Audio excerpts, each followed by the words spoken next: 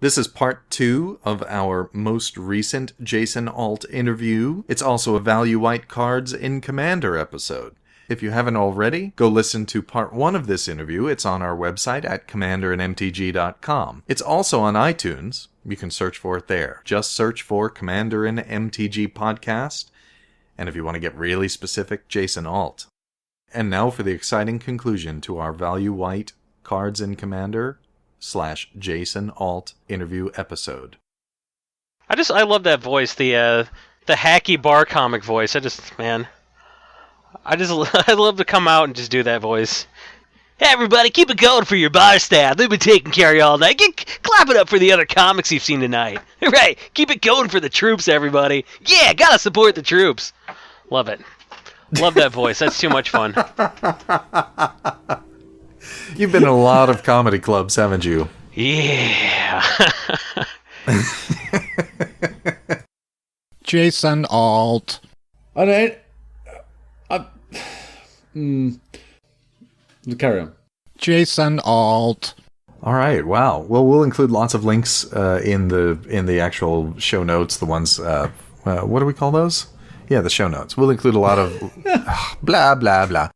Jason Alt. I'm Kelle DeLuca. I'm Nate Burgess.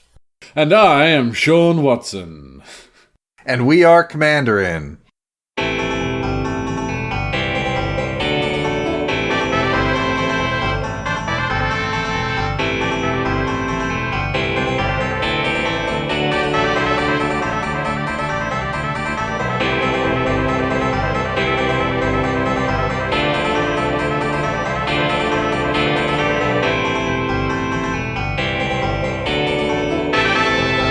Commanderin. Yeah! Okay, can you think of any other cards that have had a set named after them? I can only think of one, and I've already mentioned it today. Future Sight. Yep. Is that a card? Time Spiral. Time Spiral's the one I could think of. Morning Tide. Ah, Morning Tide, yeah. Mm-hmm. Is there an Eventide? My Value White cards, and again, I look at these cards as not just cards that represent upside, and in fact, I think you could pick up Jason earlier that I'm not really focused on MTG Finance. I look at it, I think it's awesome. I am befuddled when a card spikes in price, and I look to sages such as yourself and the other hosts at Money Draft to tell me why. Oh God, why has NMR spiked? And so I look at these kind of as, just like they provide a lot of value in a game of EDH. And my first one is Mesa Enchantress, right? As we all know, whenever you cast an enchantment spell, you may draw a card. She comes from a long line of enchantresses that are actually green up until her. And she's only a quarter. It's a steal if you're not running a Mesa Enchantress. And you're running something like 12 or more enchantments, I would consider it. Certainly if you're playing with the new Daxos, or if you're playing another kind of Enchantress build, she belongs in that. Another card that I really like the entire cycle. This isn't one of my favorites in the cycle, but all of a sudden it can kind of change the battlefield as long as your opponents don't have double strike, is Archetype of Courage, right? And the same price as the Mesa Enchantress for 1 in white. You get a 2/2 that gives all of your creatures first strike and prevents your opponent from gaining first strike and takes first strike away from all of their creatures as it is. Really, really kind of nasty. I enjoy thinking about playing her against a Glissa the Trader deck. Hate Glissa. And that's for, at most, that's a $50. Do you think First Strike is up there with Haste as one of the most underrated evergreen abilities? I think it might be. I think Double Strike, Double Strike is obviously better, but Double Strike is not underrated. I don't think Haste is underrated at all. You don't see it that much. Yeah, I don't think you see it enough, though. I think it's underrated, undervalued. I think people don't put it into decks when they should. Does that make sense? I've seen red decks not running haste enablers, and I'm like, wow, you're one of the key things that red can really give you, you're ignoring. But I think First Strike's certainly up there. What First Strike is makes it so hard to block around a team of First Strikers. Yeah, it really does. Especially with Archetype of Courage, you're basically looking at losing your entire board if you block this massive wave coming in at you. And haste enablers, I do agree, Sean. Haste enablers are kind of underrated. We do see them, but I think we're playing... I think we don't see them enough. Most people will say throw an anger in, right? But there's not a lot of... Fervor or... Yeah, where your entire team gets it. Perforos. Yeah. Or... But that's value red cards, I suppose. And I think the only people I see playing them a lot are Nate and a friend of the show, Nick Jaragoski. And our play group's getting bigger. I know you wouldn't play it, Phil, but like Urabrask is another really good one because he gives everything haste. And he causes all opponent creatures to come in tapped. Yeah. So he's got Blind Obedience strapped on him as well. Urabrask is very good. Yeah. Maelstrom, one of the main powers of that deck isn't the double cascade. It's the... Oh, it's going to double cascade, and whatever giant creatures it's just flopped onto the table are also going to be swinging, because he gives all your creatures haste as well. Yeah. I think one of the reasons that haste enablers don't really get used as much is the colors where I really want haste, I'm not necessarily wanting to attack with that creature right away. I'm wishing a creature with a good tap ability I could use the turn it comes into play. So it's not necessarily always in red. I'm trying to do something like that. You know, I'm trying to throw something out into play with Stoneforge Mystic or use Kuldotha Forge Master or something like that. You know, right away, as opposed to attacking. And red is mostly the color that grants haste, but I'm mostly looking to cheat in other colors. Like, can you imagine if Elvish Piper had haste? So it's I can imagine that. Yeah, I can. I've seen it. Yeah, so it's horrible. Yeah, so stuff like that. I think it's mostly why I would want haste. But I won't pretend that playing those fatties and swinging with them in the same turn in a Maelstrom Wanderer deck doesn't feel amazing, because it does. So, going back onto white, what do you feel about First Strike? I postulate that I think it's up there as one of the most underrated evergreen abilities that just gets ignored. Like, people don't... If a card says it has First Strike in it, people don't value that. Double Strike, they go, ooh, that's really good, for obvious reasons. Yeah. First Strike, I don't know. Well, do you feel the same way about Vigilance?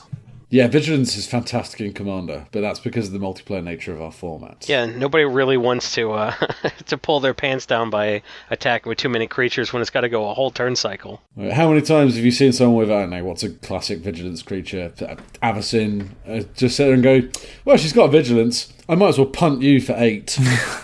You're like, oh, thanks for that. Yeah, it Cheers. becomes a why not. Like, it's like, it'd be dumb not to attack. Yeah. Heliod's really good for that. Oh, look, everything's got... my indestructible enchantment god has given everything vigilance. Hey, guys. So, I do think vigilance is underrated. Yeah, I think you're right. I'm going to start focusing more on vigilance. I have been truly underrating it and kind of including cards like Heliod and some other anthems that give you vigilance. Have you seen Brave the Sands, which was an uncommon from Fate Reforged? And that allows each of your creatures to block multiple creatures, right? Anti-menace. Needs a better, pithier phrase. Mm-hmm. Chilled. What's the opposite of being menacing? Approachable. Approachable. It gives your creatures vigilance and approachable. Being menaced yourself is the opposite of being menacing. Cowering? Oh, yeah. Cowering? Yeah. Cowering and vigilance. Gives all your creatures cowering and vigilance. But why would you choose between double strike and vigilance when you can get them on the same creature? Yes! Kalemna, Disciple of Iroas. And he's boring. I admit it. He's boring, but I don't know. I think he's fun. I think he's fun to put a bunch of equipment on. Like, you punch somebody in the face with a Kalemna that's got a Sunforger on it, and you can end the game pretty fast. Yeah, I've been brewing a Kalemny deck. I can't wait. I can wait. Oh, no, it's going to be fun. It's going to be punchy. Badoomch. Oh. Yeah. So speaking of haste enablers, you want one with Marshall's Anthem, which is my next card. Smooth segue, sir. 2, I am a professional podcaster, sir. Sorry. For 2 and white, you get an enchantment that says creatures you control get +1/+1. Oh, but it has multi-kicker. For 1 and a white, each time it was kicked, you can return a target creature from your graveyard straight to the battlefield. So if you've got anger in your graveyard, don't pull it out, because all the other stuff you pull out will have haste. And I really think this is underrated. I don't get to cast it a lot because it's kind of heavy on white, right? But when I do, it's usually a game changer because it's bringing back something annoying like a Terracodon or Woodfall Primus or Even a restoration angel, right? Phil, I've told you you're banned from recurring pterastodons. I've told you about this. I'm going to keep trying until it works. And that's why we have Morning Tide. It's not So, fair. Jason, the other day, Phil recurred his pterastodon so many times that he forgot that the giant wave of elephants that all his opponents that then had no land pointed at him and said, "Oi, Blupo." Yeah, it was just desserts. I had that pterastodon in and out of the battlefield so often. You guys had between you 15 elephants, and I still couldn't help myself. I had to recur it. Oh, so you were like a child in the sodding sweet shop. You really were. It's absolutely. Like, he's going to keep coming back. None of you can have land. Yes, but I have got elephants. Do you have a board wipe, Phil? No, I just want to keep Right. Pterastodon responsible for so many funny board states. And my final card is Leave No Trace, which comes to us actually at GU Doug, Judd from the Commander cast. I pointed this out the other day. This is Leave No Trace. It's an instant, and it says destroy target enchantment and each other enchantment that shares a color with it for only 1 and a white. So it's about the same as it is the same as a disenchant, only it eradicates every enchantment of the same color. I have never seen this card. Yeah, and for 14 to 20 cents, it's a steal. And then I have actually one other card I put in here. I kind of expected Jason to mention it. It's for 2 and white. It's an enchantment. We've mentioned it before on the show, and only in context with Jason. It's called Séancé. At the beginning of each upkeep, you may exile target creature card from your graveyard. And if you do, put a token onto the battlefield that's a copy of that card, except it's a spirit, in addition to its other types. Exile it at the beginning of the next end step. For only 48 to 63 cents, which Jason wishes was $4.80 to $6.30. Séancé. Yeah, I wish that to such an extent that I've been accused of being the guy that's offering 30 bitcoins to whoever will play a Séancé deck at the modern PT. That may or may not be me. I may or may not be the guy responsible for buying hundreds of copies of Séancé and burning them all to make the price of the rest go up. That could be me. Who knows? Who knows? Genius finance performance artist. Yeah, I'm not gonna say no. I'm definitely not one of the biggest trolls in Magic right now. I'm just saying that I've got a box full of Séances that if that card ever hits even like $1.50, I'm gonna make a lot of money. You are a rich man. Hang on, isn't 30 bitcoins an obscenely large amount of money? Yeah. It's not 1 for 1, is it? No, it's not. 1 bitcoin to one. It's like It's quite a lot. It's like $900 for a bitcoin or something stupid. Oh, I should have bought them when they were $2. But if everyone had, then if everyone's mother hadn't thrown away their baseball cards. How else are you going to buy stuff off of the Silk Road, Jason, if you don't have bitcoins? Yeah, exactly. That many bitcoins, you could actually commission your own print run of Séances, couldn't you? I don't know about... for what the Chinese are charging for counterfeits, you probably could. Yeah, sure. For every copy that guy burns, I counterfeit 100 copies. That'll teach him. Oh, boy. But I mean, Séance is so good, especially if you're populating. Like, that's a card... If you're playing a Trostani deck and you don't have Séance, what's wrong with you? Like, anything that does something when it comes into play. Phil, you and your Pterastodon nonsense. If they kill your Pterastodon, you can get you can have another turn of Pterastodonanigans. Pterastodonanigans. What about parallel lives? What about doubling season? Making extra tokens. Yeah. Anything that does something when it comes into play, it doesn't matter that the token doesn't get haste. You're populating it, and you keep the populated copies. They don't go away like the one from that Séance puts into play. Yeah, that's right. So when you populate, you keep it. So listeners, just dial 555 Jason Alt to order your signed Séances. That's true, Jason. Will you sign a Séance and send it to either a listener of ours or yours? Oh, that'd be wonderful. Yeah, for $2. That's excellent. And that will cover some of that. Will cover the postage. Yeah, absolutely, for $2. $2 PayPal. I'll do it. You heard it here first, folks. I'm trying not to laugh. That's excellent, Jason. Excellent. All right, so in the interest of eventually ending this episode, Sean, do you have some picks? Yeah, I'll rattle through mine quite quickly. Mine have been heavily influenced by the fact I've just been building a Brago King Eternal deck, so you might notice that these are things which are quite, well, at least quite good in that. And we're inspired by the fact I've read them and going, why is this not played in more decks? So, pick one. Luminate Primordial. So all the Primordials are good, even the green one that's banned. Well, he's especially good, but not in our format anymore. Luminate Primordial is a Vigilance 4/7 for 7 mana, 2 of which are white. When he enters the battlefield, he casts Swords to Plowshares, basically, on one target creature for each of your opponents. Yeah. So yeah, that's great. That's very good. Look at that bad boy. Yeah, he's 24 to 33 cents. You know, knock yourself out on that. Is that true?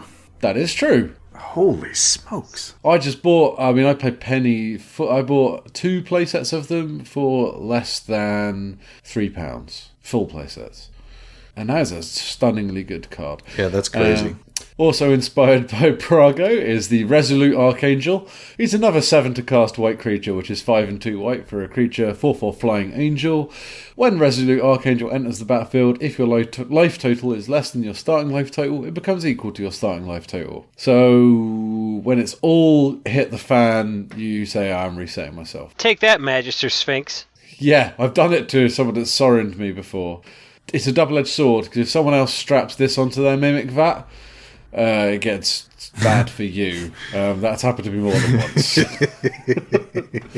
No, he's going to Mimic Vat. Don't kill the angel. Nobody kill the angel. I'm going to exile. Oh, someone killed it. Okay. Next pick was one of my favourite cards from Khans of Tarkir and didn't get played at all. If I'm a little bit like Nate's Reciprocate, I use this when I don't have a spare swords or Path to Exile, which is Radiant Purge. The Resolute Archangel is 25 to 40 cents, by the way. Radiant Purge, 1 and a white for an instant, exile target multicoloured creature or multicoloured enchantment. So this, in my playgroup, basically says exile target Prophet of Krufix or annoying god that you can't get rid of. That isn't Perforos because he's monocoloured. But the amount of times a really powerful creature comes up and is multicoloured, and this is just a handy way of just saying 2 mana, no, get rid of it. Bye, out of my game. How do you people exile Prophet of Krufix with this? It's a multicoloured creature. Oh, creature, right. Yeah, sorry, I was so focused on its enchantment. It saw a lot of popularity in my meta when the gods were becoming super popular as commanders. And it's kind of cyclical, so I didn't even think of it as a creature removal, but it is, you're right. And I think a lot of people with the gods, like, I run Krufix as a god for my Eldrazi deck, but I think you could really run something like, what's Momivig, the tutory Simic commander, and then a lot of people feel comfortable tutoring up the Krufix because it's indestructible. A lot of people aren't necessarily going to hit it. And this is a way, and so you can have it as like a second commander. But this is a way of saying, no, you can't play like that in my playgroup. Sorry. But that's 39 to 49 cents. So that's gone up a little bit lately. Yeah. Gone up a little bit lately. Yeah. Not a lot, but considering I was like 15 cents recently. And white is the colour of board wipes, yes? So, although some would argue black's now the better colour, but white is traditionally the colour of board wipes, and this was one of my favourite, also from... Radiant Purge is from Dragons of Tarkir. This card is from Khans of Tarkir. End Hostilities. 3 white for a sorcery. Destroy all creatures and all permanents attached to creatures, which means you get rid of all those annoying lightning greaves, swords of blah and blah, all those equipments that have been annoying the living bollocks out of you for an entire game. Just go for 1 extra mana over a Day of Judgment or a Wrath of God. It's 48 cents. Well, Wrath of God keeps them from being regenerated, doesn't it? Yeah. Regenerate is a massive thing. It's possibly the most broken evergreen ability. It infiltrates every deck. Yeah. But Wrath of God's what, $3-4 at the moment? and that's been reprinted 700 million times. Including most recently in a dual deck that nobody bought. There you go. Whereas, with terrible art on that dual deck one as well, yeah. Yeah, that was. Remember when that was spoiled? We all thought it was a joke. Listener art. Not listener art. Sorry, listeners. You wouldn't do anything so bad. We thought fan art that the Wizzes had strapped onto. Whereas End Hostilities is unlikely to get reprinted anytime soon. For that one extra mana to trash all that equipment, which is so prevalent in Commander. And auras, too. Yeah, well, I mean, you get the auras anyway, most of the time, when the creature dies. Yeah, in Commander, we're seeing a lot of auras, though, that come back to your hand when they go to the graveyard. Especially recently, and maybe it's just our meta? Rancor. I've seen a lot of Rancor lately. Yeah, Rancor and a few others. This will destroy Umbras. Yes, it will. Yeah, and Hostilities is a wonderful card. Why don't we use it more? This coming so closely on the heels of our underrated cards episode. It's like, wow, all of these are underrated cards. Yeah, the Luminate Primordial should really be in my underrateds list as well. Yeah. Well, when Khan's block rotates out as standard, that would be the time to start looking at buying those cards.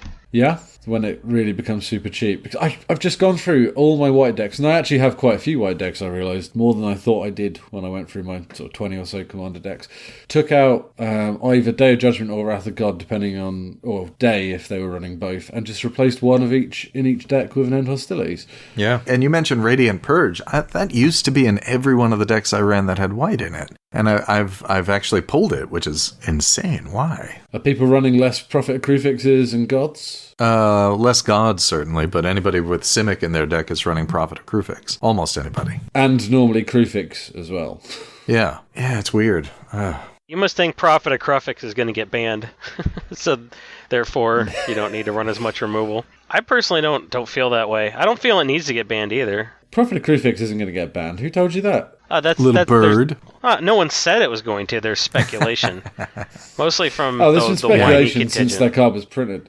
Yeah, so when we had Sheldon on this very show, he said that card won't get banned. And he's the head of the rules committee. So I'm fairly confident, without some sort of massive shift in philosophy or membership of the rules committee. Well, you can't really take that to heart, because Sheldon also not 4 weeks before the Tuck rule change said Tuck wasn't going away either. I think if they were going to ban Prophet, if Prophet was just blue, if it was 3 blue, I think it would be, or 3 green. But because it has to only go into Simic, I think that's what. And I'm saying it is possibly a ban-worthy card. I'm not fighting its corner saying it shouldn't be banned. That's what I'm saying. But I think the reason it's had a reprieve is because of its colours. It forces players to combine the best color in EDH with the second best color in EDH. And it only goes in those decks. It's not red or white. Look, I won't lie, of the many decks I run which have Simic colours in, it is in all of them. And it's the first card that goes into them before the swearing tonight.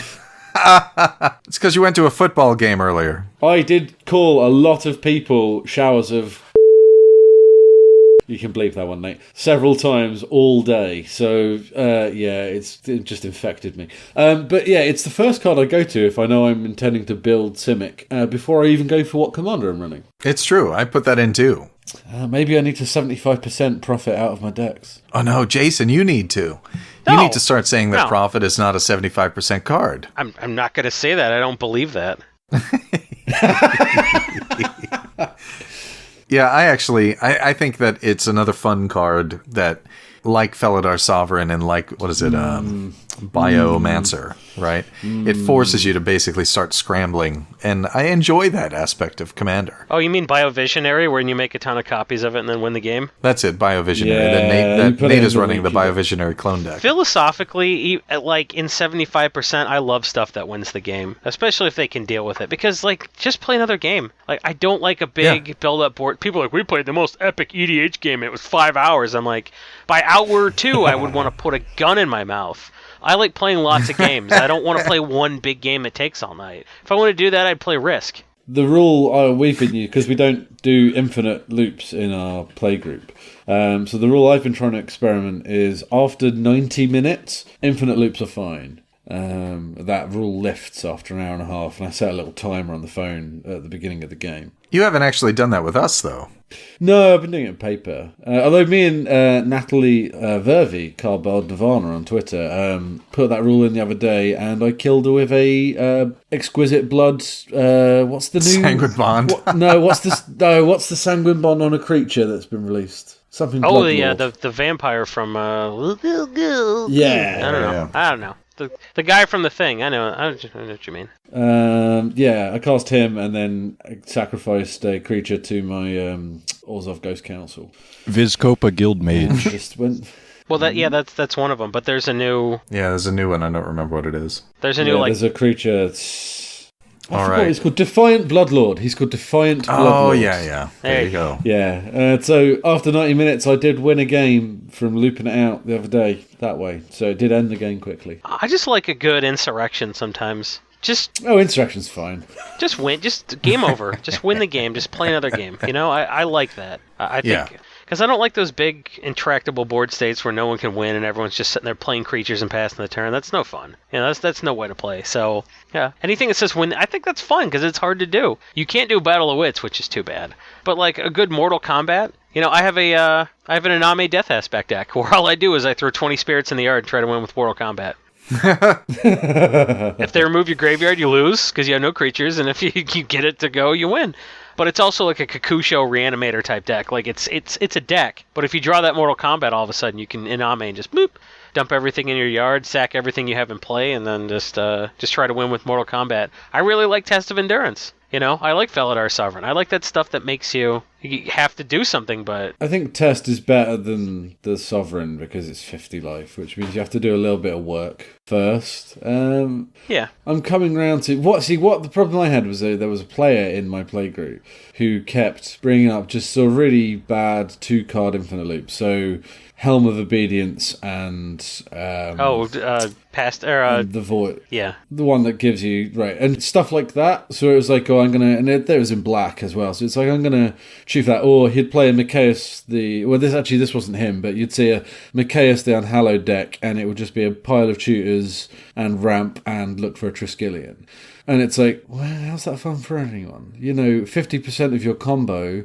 It's the same as Niv Mizzet as your commander, and then running a Fidian Eye or Curiosity. Curiosity, yeah. Well, you've always got 50% of your combo in your hand essentially because he's in the command zone. You're just going to sandbag until you find the card you want, which you'll normally tutor for, and go, oh look, I've cost these 2 cards, I win. There's no skill in that. There's no, at least with Felidar, and I have problems with Felidar myself. At least with Felidar, it comes out.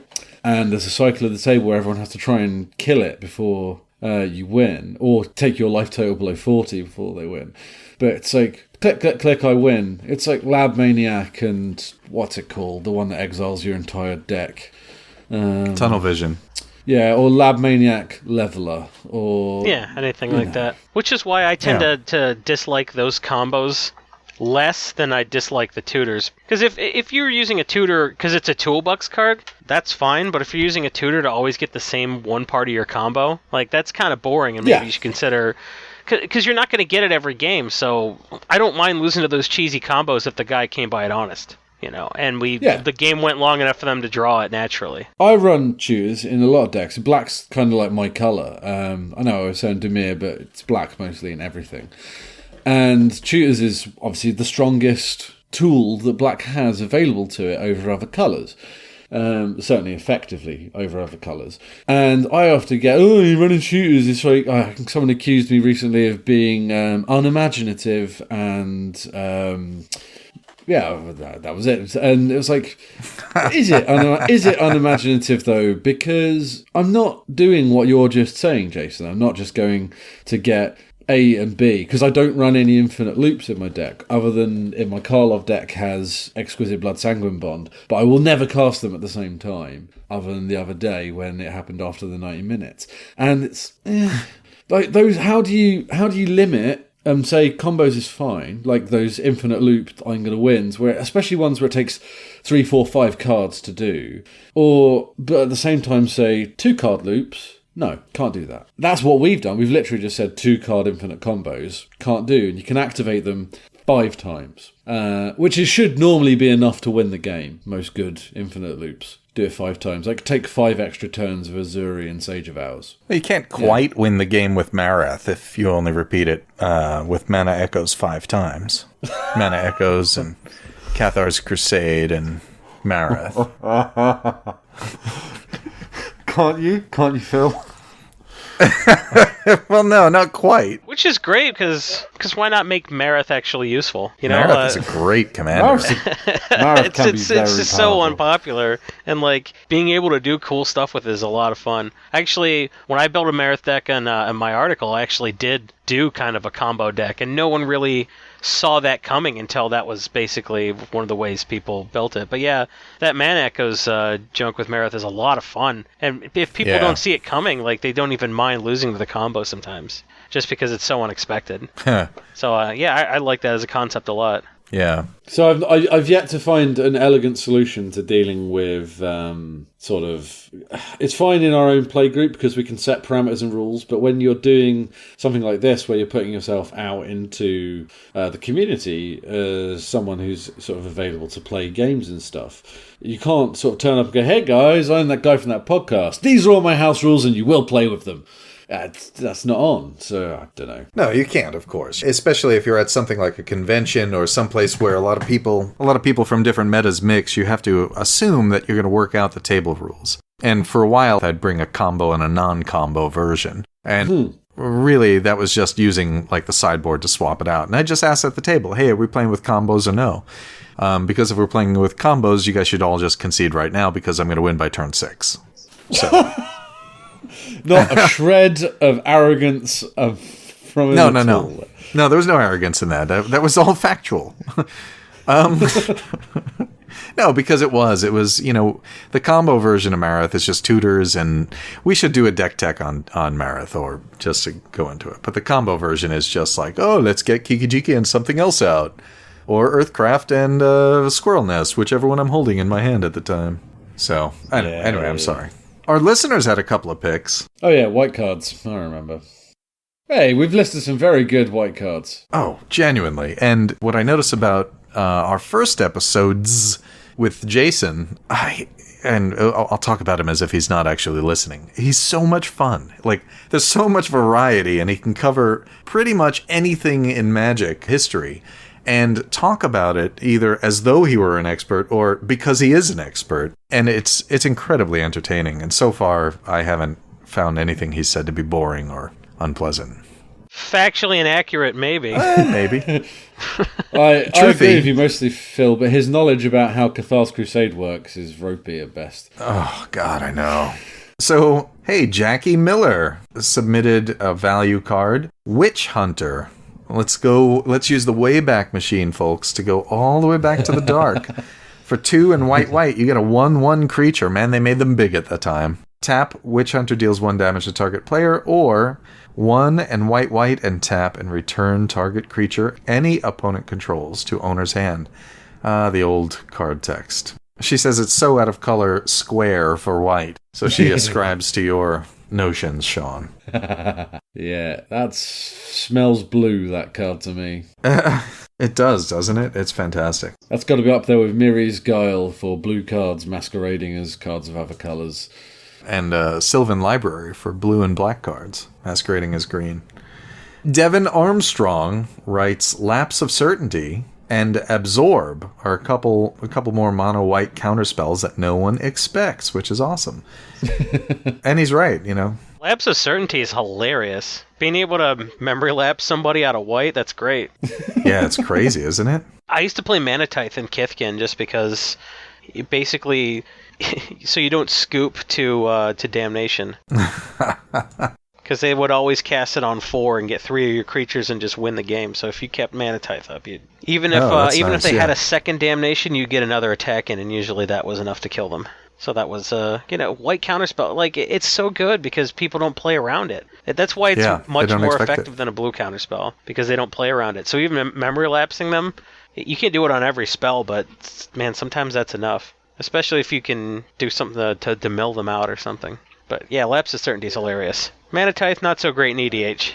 Not so great in EDH, but yeah. not so great, but people play a lot of X spells, right? And you go for the gusto with a big Genesis wave, or villainous wealth, or one of the Hydras, or even endless one, or something like that. Yeah, punish that greed. Funny. It's great. He also favors. He likes Stonehewer Giant, which although it's over $3, it's still cheaper than the comparable Stoneforge Mystic. And in our format, it might be even better. I like Godo a lot. No one really remembers that Godo kind of does the same thing. You can go get you equipment. It's not a white card, but it's also not expensive like Stoneforge, and strapping him up and swinging with him's never bad either. But yeah, Stonehewer Giant used to be a little bit more before it got reprinted. That was one of those cards they kind of looked at when they did the first Modern Masters, and they're like, some of this EDH stuff is really kind of expensive. If you look at the price of Divinity of Pride before they reprinted it twice, any reprint is good for players, so. They do really beat it into dust, don't they? Yeah, they can't just, once they reprint once, they're like, nah, you know what? We haven't completely punished the people that were holding these. I definitely had Stonehewer Giants in my trade binder. Yeah. I think you'll see some value out of those over time. I mean, again, unless they reprint it. So. Until they reprint it again, yeah. But it's a great card, and plus it's not it doesn't give people the feel bads like Stoneforge did. And then he also goes on to cite Mentor of the Meek, which of course is a great card. Although we tend to play bigger creatures than Mentor of the Meek permits you to draw cards off of. So Alessia disagrees. That Mentor of the Meek is key card in that deck. Oh, yeah. But in terms of broad utility, it's no Radiant Purge, right? It's not in that class of card. Yeah, that's true. Yeah. Hey, Nate, why don't you read these two from Twitter? At Dirkoke XXL says, Island Sanctuary is the best. Nice moat impression. Yeah, I just put Island Sanctuary into Daxos. Yeah, you did. I did too. I did too. That's great. Awesome. I love Daxos Pillow Fart cards. Norn's Annex is another fun one too. Yeah. Oh yeah. How it failed? You can't run Norn's Annex. I still acknowledge that its effect is decent on a card. Oh God. And the next one? Hey. Just Cass at We've heard this Robin one. Cass. He also likes Luminate Primordial. It deserves to see a lot more play. Card advantage in white. Yeah. I think you and I, Nate, will be seeing a lot of Luminate Primordial. Robin. Oh, I needed to name check Robin Cass. He writes a blog, which I will put a link to in the show notes. Does he? He does, and he name checked me in discussing Lazav EDH decks the other day, which was very kind of him after he'd asked me for my opinions and stuff. It was very kind of him. Thank you, Robin. Oh, awesome! Yeah. Evidently, he has the same passion for underrated white cards as me as well. Huh. Yeah, definitely include that link. I'd be happy to give him a plug. He's been a listener from the start, and we enjoy talking with him on Twitter. It's always great, like, when everybody in Europe is getting up, he's actually one of the first ones, right? And so I start getting tweets from him before I've gone to sleep even. It's wonderful. All right, so we're almost at the end of the show. Jason, as always, you are everywhere on the internet, and on this show, at least, you are a wonderful, wonderful guest. Aw, shucks. And I've enjoyed listening to you on Command Zone and, of course, Brainstorm Brewery and Money Draft. Although, as I said, maybe off air, you guys swear a lot on Money Draft. Maybe as much as Sean does. That's the Money Draft life, though. That's what we're about. Yeah, that's how you roll. we do that to sort of, I guess, narrow down the people who listen. Anyone who can't handle the Money Draft aggression won't be able to handle the rest of the message either, I think. Yeah. We as far as I know, we don't have any children listening, but we do try to maintain a family-friendly atmosphere. So go to Money Draft, but be warned. You may hear a few choice words we tend to bleep out. What I've discovered is if I swear using English-specific idiom swear words, they tend to not bleep them. They've not worked it out yet, Jason. Oh, I was going to say. Anything questionable, they'll probably look up. It's true. We've had to pause entire shows in order to look up some of Sean's colorful metaphors. Now, Jason, you are at Jason E. Alt on Twitter, right? How else can people find you and reach you? I will tend to Facebook friend a lot of people if we have mutual friends. So I got a lot of Magic people on the Faces book that way. My email is altjason17@gmail if you wanted to email me some questions. I write for Gathering Magic. I write a column about the 75% EDH deck building theory. I write a column about EDH finance on mtgprice.com, and you can hit me up in the MTG Price forums if you're a member.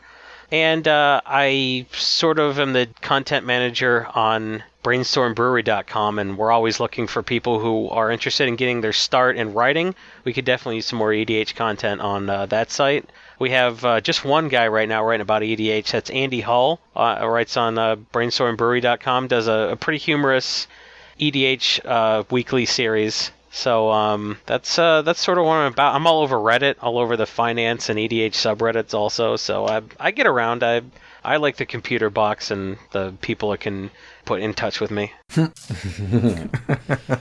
Andy mentioned that, actually. We had an opportunity to kind of meet him on Skype and talk to him. He's a blast. We'll include links to every one of those in our show notes. And, we can't thank you enough. We really appreciate it. I think this two-peat, could it be, gentlemen, that this makes Jason some sort of friend, maybe? A friend of the show? The show, perhaps? Is he friend of the show number 2? He could very well be. All right. Yeah, crazy. Has Jason ever been asked the question by friend of the show Nick Jaragoski about being on a plane? Oh, no, he hasn't. I'm pretty sure friend of the show Nick Jaragoski asked that on our Facebook page. Yeah.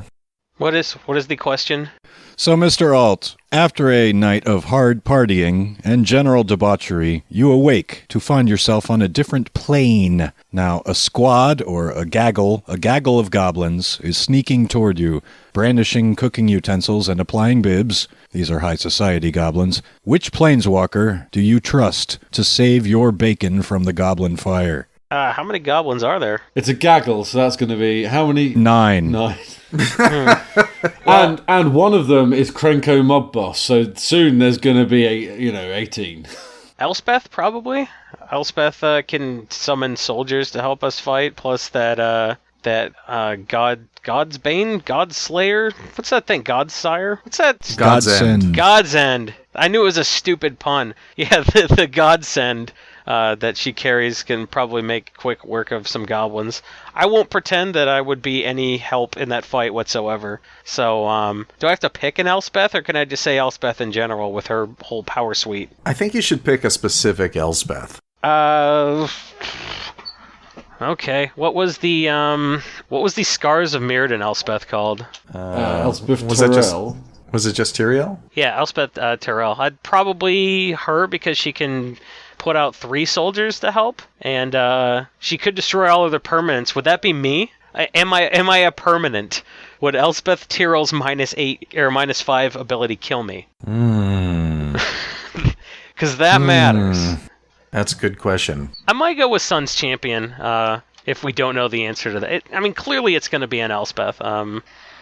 But Sun's Champion can also make 3 soldiers and could kill Krenko in one shot, so that'd be good. Plus the emblem. True. The emblem would give me flying, so the goblins couldn't hurt me. So maybe that was the one I should have picked all along.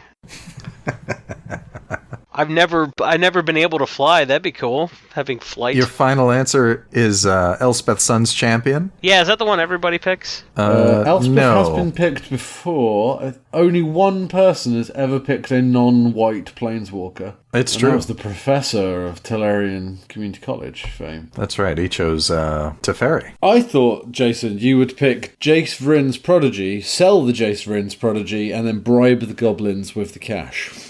I don't negotiate with terrorist goblins. So, guys, do we want to play... Nate might groan at this, but do we want to play a quick round of Wheel of Walkers? What are you calling it? League of Walkers? Wheel of Walkers. Wheel of Walkers. Let's play. Wheel of Walkers. All right, let's play one round. Okay, 1 round. Okay, so we're going to do a question each. So this is a little quiz show. Welcome to Wheel of Walkers. Wheel of Walkers. And the prize for whoever wins Wheel of Walkers, Come on, Big Walker, no whammies. the prize for Wheel of Walkers is going to be a signed copy of Séancé by Jason Alt of Brainstorm. Oh. All right, And I'm Jason, ready. if you win it, I'm going to send you $2 and you can sign one of your cards and keep it. Yeah. All right. Okay, so what I'm going to do, I'm going to spin the wheel of walkers and you have to tell me to stop. And then I'm going to assess how difficult I think random planeswalker you've fallen upon's different powers are. And you have to ask for a hard, a medium, or an easy question worth 3, 2, or 1 points, respectively. All right, let's do this. If you fail, you get one guess at what planeswalker it is. I'll tell you what the respective power of the planeswalker is. You get one guess. If you fail, Nate or Phil get to swoop in and tell me who it is to steal the points. Okay, so we'll say Phil's going to go first so Jason can see how we do it. And we assure our listeners that the wheel you may or may not hear spinning in the background is real. Yes, it's definitely not me using the Decked app to flick through card search planeswalkers. All right. Okay, so Phil, are you ready to spin the wheel of walkers? I'm so ready to spin this wheel. I want to hear you. Come on, spin it. I'm ready. Phil. It's a really All heavy right. wheel. I'm Come on. spinning it. Oh, it's spinning. All Tell me right, when to and stop. stop. Okay. Right. Do you want a hard and easy or medium? Medium. Don't insult me. Go with hard. We know that I have an encyclopedic knowledge of planeswalkers Okay. from our prior. Hard is -3. Yeah? Exile target permanent. Oh, bloody... -3. Exile target Exile permanent. target permanent. All right, and we know that I've only got like a 30-second timer. Yep. Oh God. Exile. Oh, that's that's Nicol Bolas, Planeswalker. Incorrect. Oh, and God. I'm opening it to the field. I hate this game. Guys, whoever gets in first with the correct planeswalker steals these 3 points off Phil. Karn liberated. Karn. Oh, Correct. You got it first. You got it first. They got there first. And also, fine. Karn would have been an incorrect answer. It's Karn liberated. Oh. So 3 points to Nate. Nate. You see how he does this, Jason? Yeah. Oh, God. You're insufferable. That's Nate. fine. Nate, I want you to spin Stop. the wheel of walkers. Nate's Nate next, I'm afraid. Spin it. I want to hear you. Now stop. The musculature of you spinning the wheel, Nate. Nate is inhumanly strong. It's spinning. Tell me when to stop. Stop. Okay. Do you want a hard and easy or a medium question? Difficult. Wait, how many points does Nate have after stealing that one from me? 1. You get 1 point for a steal. Oh, yeah, for steal. Yeah, so for a steal you only get 1 point. Sorry, I didn't explain that at the beginning. A difficult one, so I need these two. Okay, the hard one is -3, destroy target non-land permanent. Oh, come on. -3, destroy target non-land permanent. No, I know this one because I like her a lot. She is Vraska, and she is unseen. She's Vraska the Unseen. Correct, Nate. 3 points to you. Which means Nate can't lose now because we're only playing 1 round this week. Normally we play 3. Give me a 5-point rounds, question. Jason, but- Give me a 5-point question. Yeah, give Jason a 5-point question. Okay, we're going to give you a 5-point question, Jason. Right, Jason, spin the wheel of walkers. Whiz. And he's either spun it or taken a urination break. I made spinning the wheel seem easy because it is Yeah, for me. well, Tell your me when amazing to stop. strength. Tell me when to stop. Stop now. Well, stop it. Okay. Would you like a difficult 5-point question? Yes, give me That's what I heard. give me an insanely difficult question, so Sean can steal, or so Nate can steal 5 points from me, but only get one of them. Okay. -1. Sacrifice a creature. If you do, search your library for a creature card, reveal it, put it into your hand, then shuffle your library. -1. Sacrifice a creature. What's that? If you do, search your library for a creature card, reveal it, then put it into your hand, then shuffle your library. So -1, activate survival of the fittest. Oh no, that's not even good. That's even better than that. Yeah, it's not No, quite it's survival of the fittest, back. so. No, yeah, it's the back of Garrick Relentless. What is that called? Garrick the Cool, it's got to be precise. the Veil Cursed. Is that your final answer? No, Garrick. Garrick the I want to say Garrick the Cursed. That can't be right. But it was Liliana cursed him. Yeah, Veil cursed. She did. Final answer. Correct. It is Garrick the Veil Cursed. Baboo. That was not 5 points. He's the only one that does that. But okay, I'll take it. Thanks for the win. He's not a very common planeswalker. They're all fairly unique. Normally, we're being generous because you're a guest. Normally, Nate would have won, just like he did the week before.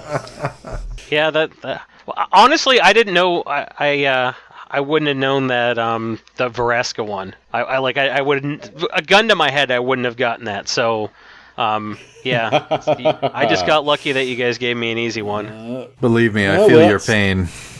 That's what the Wheel of Walkers landed on. It wasn't luck, it was chaos. It's a very red game in a lot of ways. And they complained last time, because it used to be that the first plus ability was the hard question, the minus ability was the medium, and the ultimate was the easy. And they complained that that system was too long, so I have to read all the abilities and judge what I think the hardest of those abilities is. The random element is still the wheel itself. But well done, Jason. The hardest ones are the ones that are similar to other planeswalkers. Because we got a -3 destroy target permanent and a -3 destroy target non-land permanent. That was pretty tough. That's true. So, you get to send yourself a signed Séancé, Jason, as your prize.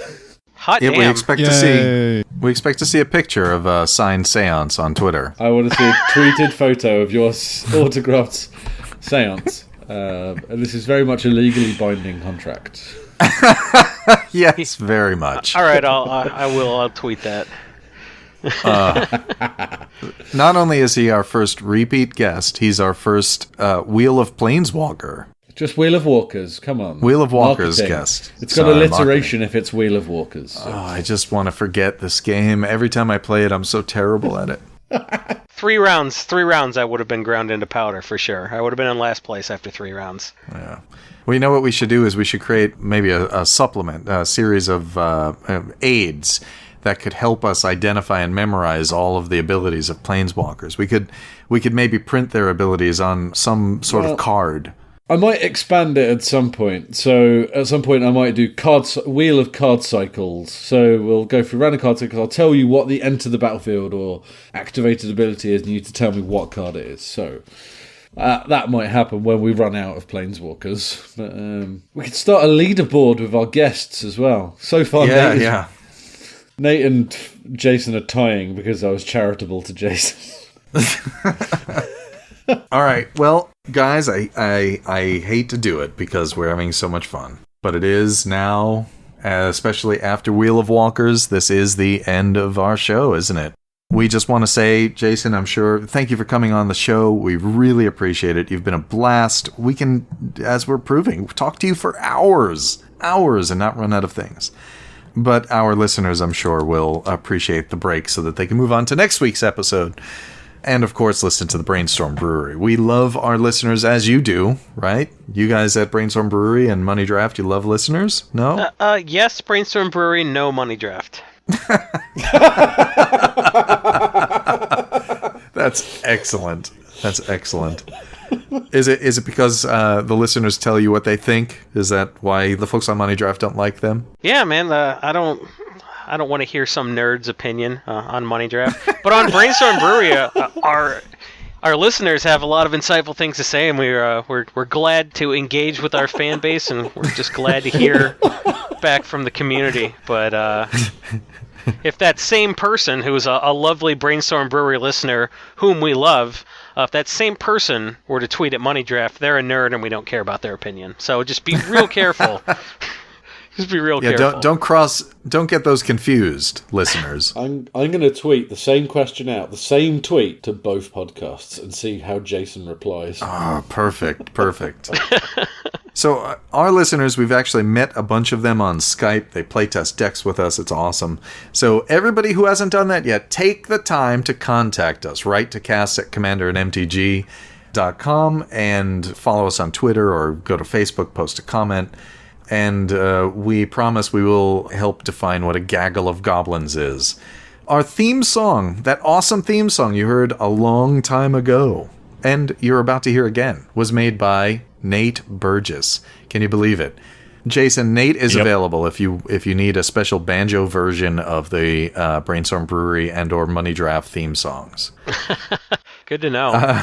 Yeah, and he does stingers as well, and bumpers. So if you need some kind of interstitial music, he'll do that. Often impromptu. All right. Is that J. Bob Dilla? Is that who that is? Our logo is created for the podcast by Mr. Picto with assistance from Kelle DeLuca.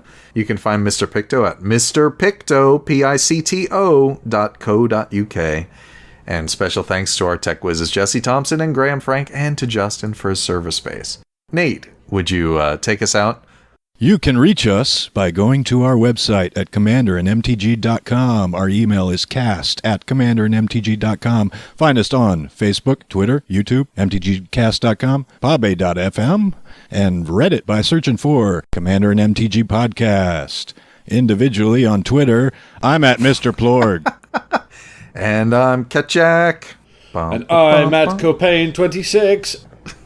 Once again, Jason is at Jason E. Alt on Twitter. Yeah! Jason, would you mind for me just saying in your own individual style, and that's our show? And that's our show, everybody!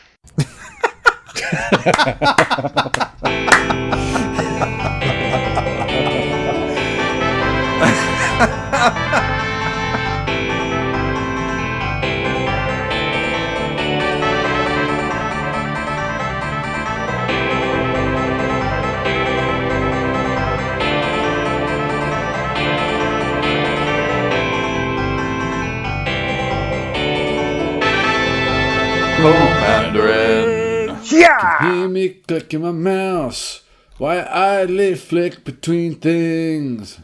Waiting for Phil to bring me into the conversation. I presume he's talking to somebody else. But now he's gonna say to the listeners, here's Sean from his birthday holiday. Bring me in, yeah. Bring me in, yeah.